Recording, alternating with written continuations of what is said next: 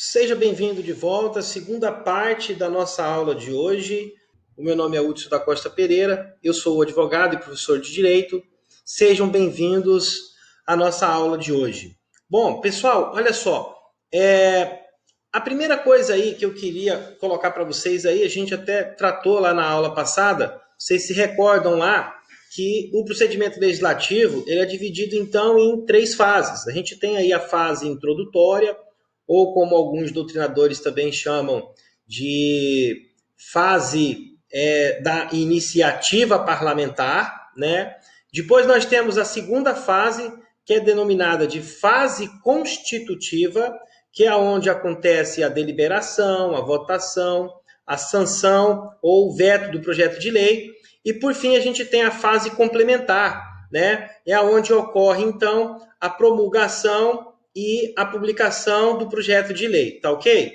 Então, olha só, o primeiro que a gente vai estudar aqui, tá? É justamente, então, a fase introdutória, tá? Que diz respeito, então, à iniciativa, né? Para o projeto de lei, tá certo? Então, olha só, primeira coisinha aí, a iniciativa para o projeto de lei, né? Ela pode ocorrer aí de 9 maneiras, tá? Então, tem 9 possibilidades aí. Tá? Em primeiro, pode ser por meio de iniciativa parlamentar ou extraparlamentar, pode ser por meio de iniciativa geral, por meio de iniciativa restrita, por meio da iniciativa concorrente, tá? Também temos a possibilidade da iniciativa conjunta, tá? Existe aí também a possibilidade da iniciativa popular, a iniciativa vinculada ou obrigatória, ou naqueles casos, naquelas hipóteses que tem rejeição do projeto de lei na mesma legislatura, há a possibilidade também da reapresentação, né, do projeto de lei aí por meio da maioria absoluta dos membros de qualquer uma das casas, tá? E por fim, a gente tem aí então aqueles casos, né, que vai tratar também da iniciativa privativa, reservada ou exclusiva, né? Ou seja, de um modo em geral, a Constituição então prevê de quem que é a iniciativa para o nosso projeto de lei. Vamos tentar analisar então agora cada uma delas uma a uma. A primeira hipótese aí que a gente vai tratar é a iniciativa parlamentar e extraparlamentar, tá? Que diz respeito então às situações em quando o projeto de lei ele é então apresentado ou iniciado, né, por um deputado ou por um senador. Essa daqui então é a maneira mais comum, né? É o próprio parlamentar, o representante aqui do Poder Legislativo, o deputado ou federal ou senador que propõe então, né, o projeto de lei. E quando é que acontece a espécie extraparlamentar?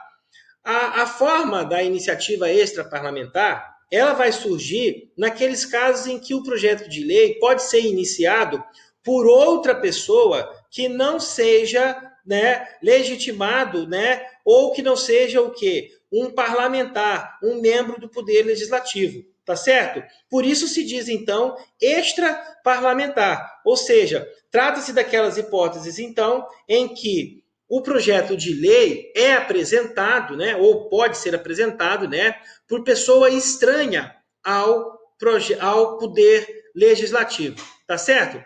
Olha só, no Brasil, tá, só um adendo aí, a gente já está indo aqui para o próximo ali, que é a iniciativa geral, mas antes da gente terminar essa etapa aí, daí eu queria dar aqui alguns exemplos, né, da iniciativa extraparlamentar, tá? O primeiro aí que a gente vai ver aí é a regra lá do artigo 61, parágrafo 1º, tá? Que vai dizer respeito àquelas situações em que a própria Constituição já confere ao presidente da República, né, a iniciativa de lei, tá? Segunda hipótese aí que a gente vai ver, né, outro exemplo aí, é a regra lá do 96, o inciso 1, que trata, por exemplo, das atribuições gerais dos tribunais, né, como, por exemplo, a criação de novas varas, né? Outro exemplo que a gente vai encontrar aí também com relação ao Estatuto da Magistratura, né? De acordo aí com a regra da Constituição, lá da regra do artigo 93, por exemplo, é atribuição exclusiva do STF. Então vejam aqui que a própria Constituição vai enumerar, né, certos casos, né, em que a iniciativa do projeto de lei não é do Poder Legislativo, tá certo? Olha só, o que mais a gente vai encontrar aqui? Vamos dar uma olhada aqui em outros exemplos. Ó, regra lá do 96, o inciso 2, por exemplo, vai trazer para a gente lá uma série de hipóteses. Ó, número de membros dos tribunais inferiores, a criação e extinção de cargos, remuneração dos serviços auxiliares e dos juízes, né? Fixação de subsídio para os membros dos tribunais e para os juízes de primeira instância, extinção dos tribunais inferiores, né? Alteração e organização da divisão judiciária, tudo isso daqui é matéria atribuída aos tribunais de um modo em geral, lá pela regra do 96, inciso 2. Portanto, olha só, a própria Constituição vai elencar aqui uma série de situações em que o projeto de lei não é de iniciativa do Poder Legislativo, tá certo? Indo aqui, então, para o nosso próximo, né? A nossa próxima forma aqui de classificação aqui com relação à iniciativa, tá? Daí, então, a gente chega aqui, então, ó, a iniciativa geral, né? E olha só, de quem que é a iniciativa geral? Normalmente, então, a gente vai dividir isso daqui em 4 possibilidades, tá? O projeto de lei pode ser de iniciativa do deputado ou do senador, né? Como a gente viu ali agora há pouco, né? Pode ser também de comissão, seja da Câmara dos Deputados, seja do Senado ou comissão do Congresso Nacional. Então, portanto, aí as comissões parlamentares também têm competência para iniciativa geral de projeto de lei, tá? E a gente tem aí a terceira hipótese aí, que são aqueles casos de iniciativa do presidente da República, e o número 4 aí que está aparecendo para vocês aqui no nosso mapa, né? Com relação aqui, então, à iniciativa popular, tá certo? Então, esses aqui, então, são os casos, então, de iniciativa geral do processo legislativo, né? De acordo com a nossa Constituição Federal, tá? Vamos lá, então, para a nossa terceira forma de classificação com relação à iniciativa, tá? Vamos tratar da hipótese da iniciativa restrita. Quando é que vai acontecer a iniciativa restrita? A iniciativa restrita, tá? Ela ocorre quando apenas, né, o titular pode propor a matéria, né, de lei específica, tá? Lembra lá do exemplo que a gente tratou lá, né, do Estatuto da Magistratura, que é de competência de iniciativa restrita, exclusiva, então, do STF, né? Então, são justamente nessas hipóteses aqui em que a Constituição Federal atribui a um ente ou a um titular específico, de forma restrita, a edição do projeto de lei, tá? Então, nesse caso aqui, tá? A iniciativa, né, é específica, né, é de titularidade exclusiva aqui, né, do STF. Então, por essa razão, então, a doutrina classifica nessas hipóteses aí de iniciativa restrita, tá ok? Temos também as hipóteses de iniciativa concorrente. Quando é que acontece a iniciativa concorrente, professor? Os projetos de lei de iniciativa concorrente são aqueles em que mais de uma pessoa pode propor a lei sobre a mesma matéria, tá? Exemplo aí que a gente pode utilizar aí é com relação, por exemplo, à organização do Ministério Público da União, que é a matéria concorrente entre o presidente da República, né, e o Procurador-Geral da República, tá certo? Deixa eu ver o que mais aqui que eu tenho para poder passar para vocês. Vamos adiante aqui, então, vamos falar da iniciativa conjunta, tá? Só a título aí de informação, a iniciativa conjunta, ela não existe mais no Brasil. O último exemplo aí foi com relação ao subsídio dos ministros do STF, né?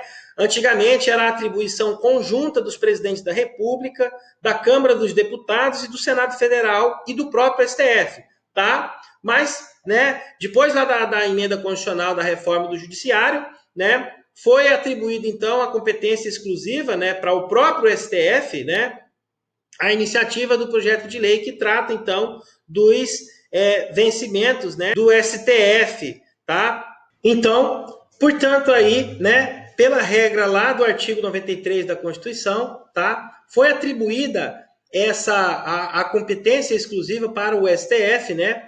Para poder editar, né? Propor a lei que vai tratar, então, dos vencimentos dos ministros do STF, tá ok? Então, olha só, então, a iniciativa conjunta, então, é algo, então, que não temos mais, né? No nosso ordenamento jurídico brasileiro, tá? Que mais aí eu quero destacar para vocês aí? Vamos tratar agora, então, da iniciativa popular, tá? O que vem a ser, então, a iniciativa popular? Primeira coisa aí que eu quero destacar para vocês aí é que a iniciativa popular é instrumento de soberania popular, tá certo? Então, olha lá,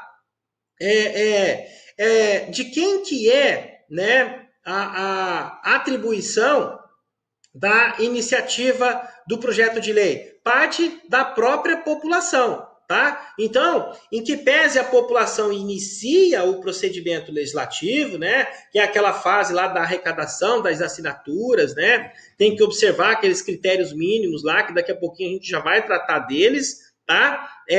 O restante do procedimento segue o procedimento das leis ordinárias, tá? Então, numa primeira etapa, né, a iniciativa do projeto é da população, mas depois que é arrecadado as assinaturas e que é feito o envio, né, para o Congresso Nacional, daí então segue o procedimento então das demais leis ordinárias, tá? A casa que vai iniciar a apreciação do projeto é sempre pela Câmara dos Deputados, tá? E o parlamento, né, ele pode rejeitar ou emendar o projeto de lei proposto por iniciativa popular. Portanto, olha só, não existe vinculação. O parlamento, então, é soberano para poder apreciar a matéria. Ele pode rejeitar, pode emendar, pode modificar, tá? Enfim, né? Nós tivemos aí recentemente aí algumas situações aí, né, mais conhecidas aí de todo mundo aí, que foi, por exemplo, a edição da Lei 11.124, que dispõe sobre o Sistema Nacional de Habitação,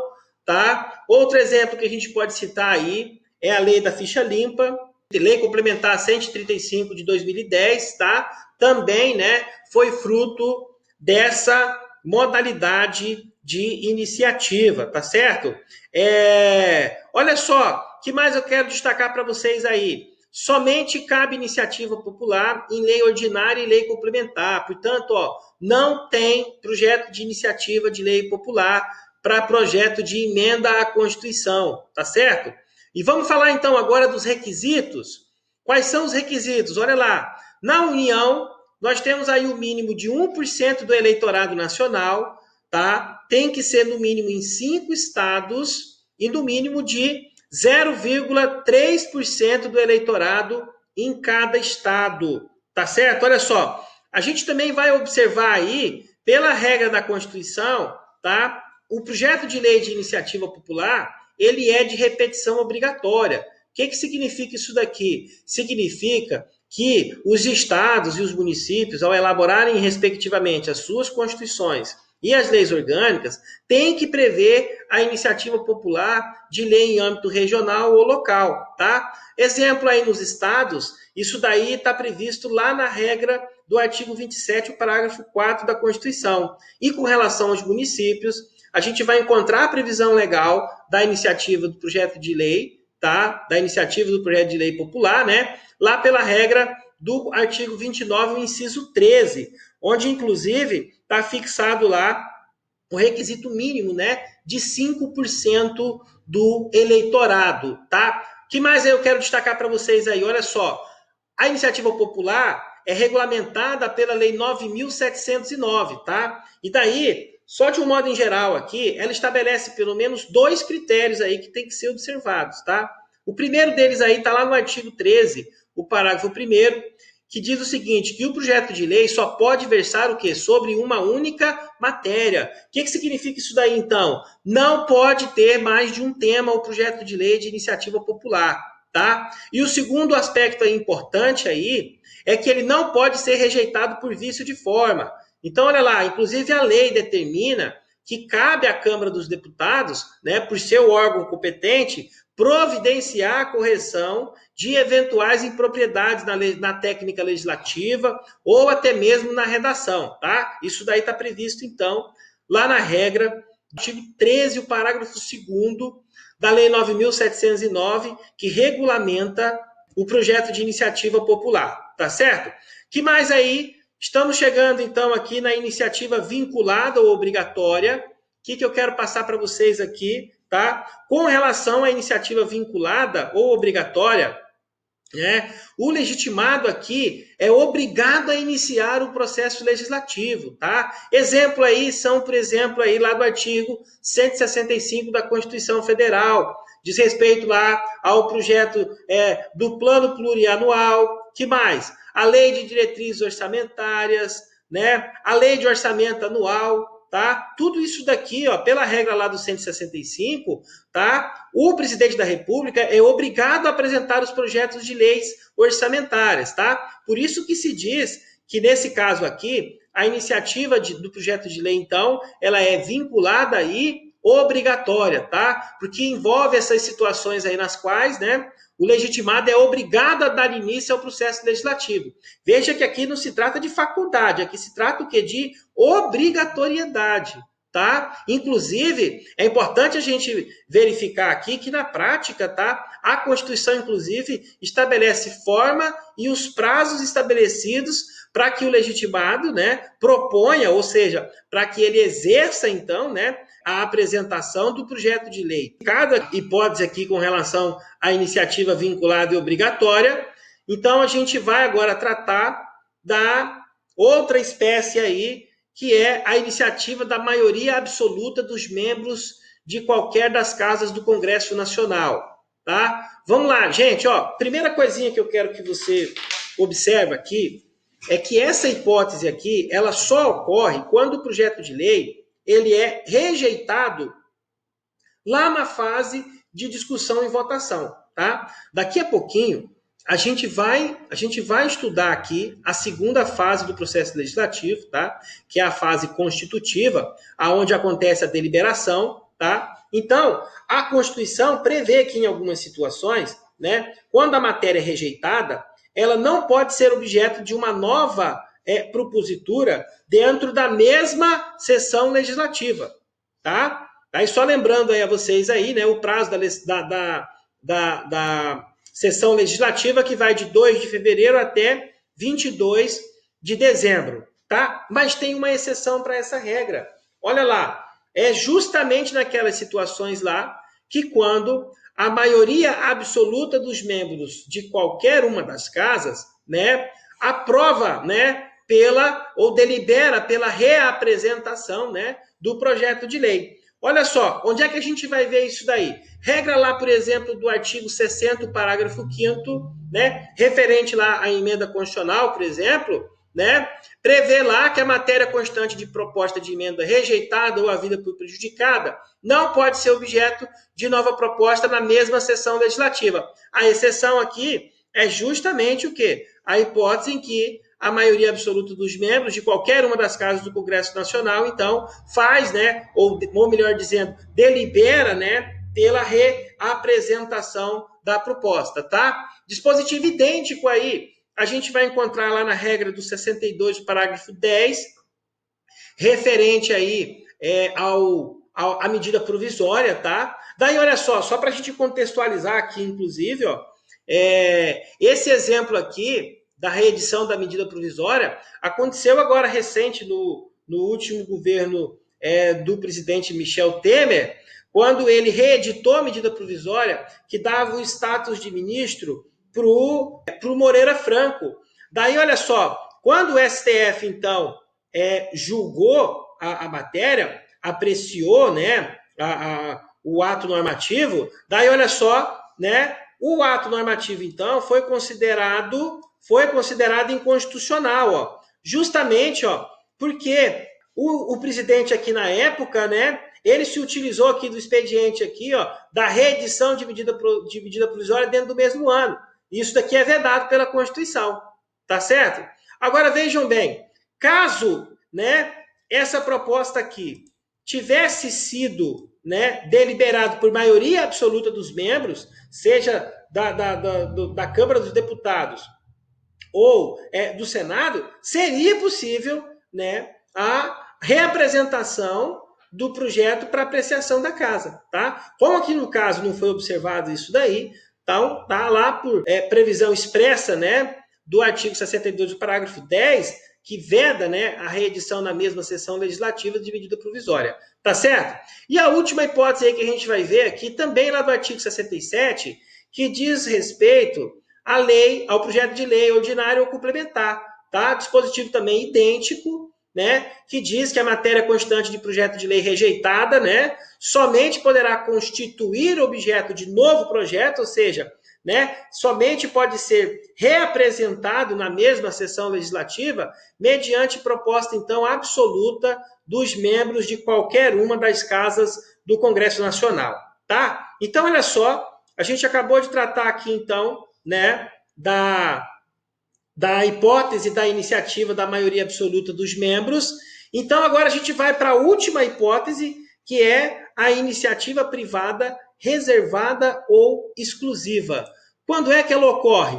Primeira coisa que eu quero aí pontuar com vocês é que ela vai ocorrer quando o processo legislativo só pode ser deflagrado por determinadas autoridades, né, ou órgãos, sob pena o quê? De configurar, inclusive, vício formal de iniciativa, tá? Então, olha só, alguns exemplos aí que a gente tem, tá? Com relação aí às matérias de iniciativa privativa do presidente da República, lá do artigo 61, parágrafo 1º e o inciso 2, tá? Bom, eu queria também fazer aqui uma observação com relação à expressão matéria tributária, que está lá na letra B do inciso 2 do parágrafo 1º do artigo 61, tá? Lá no texto constitucional, em que pese estar escrito lá matéria tributária, ali, tá? O Supremo Tribunal Federal, ao interpretar o dispositivo ali, entendeu que é apenas em relação aos tributos dos territórios federais.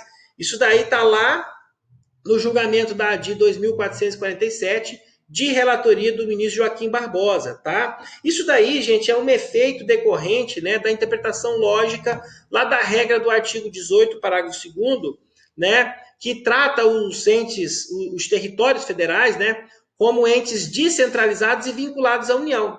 E daí, por interpretação lógica também do princípio do Pacto Federativo e a autonomia dos entes federados, obviamente, né, que nos demais entes federados, a iniciativa da matéria tributária é concorrente, até porque a própria Constituição, né, já determina qual é a competência tributária de cada um dos entes federados, né? A gente vai ver isso daí lá no artigo 150 em diante da Constituição Federal, tá? Então, aqui com relação a iniciativa privada aqui do presidente da República, tá? A matéria lá do 61, parágrafo 1º, inciso 2, lá tem diversos exemplos aqui que são da iniciativa privativa reservada ou exclusiva do presidente da República, o projeto de iniciativa de lei, tá? Que mais que a gente vai encontrar aí? Olha só, também temos lá as hipóteses, né, de iniciativa da Câmara dos Deputados, lá do artigo 51, o inciso 4, do Senado Federal, do artigo 52 e o inciso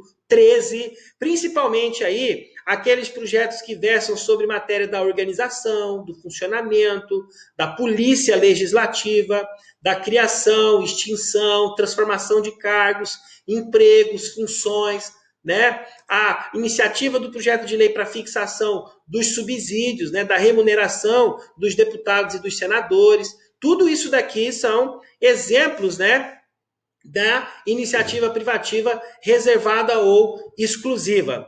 A propositura, né, do projeto de lei, tá certo? Que mais aí que eu quero pontuar com vocês? Olha só, o legislativo e o judiciário não podem fixar prazo, ou seja, não pode obrigar para que o titular exerça a iniciativa reservada, tá? Diferente lá daqueles casos lá da iniciativa vinculada e obrigatória, em que o prazo para o exercício, né, para a apresentação do projeto de lei já vem expresso na própria Constituição. Aqui, no caso da iniciativa privativa reservada e exclusiva, portanto, nem o Legislativo nem o Judiciário podem fixar esse prazo, tá? E olha aqui também que interessante aqui, ó, o projeto de emenda à Constituição não possui iniciativa privativa, tá? Somente para projeto de lei, tá? Ok, finalizando aqui então mais essa etapa da aula de hoje, tá? Daqui a pouquinho a gente volta para poder falar da fase constitutiva e da fase complementar, tá? Não sai daí não, intervalozinho, 5 minutinhos, daqui a pouquinho a gente está de volta, tá bom? Um abraço.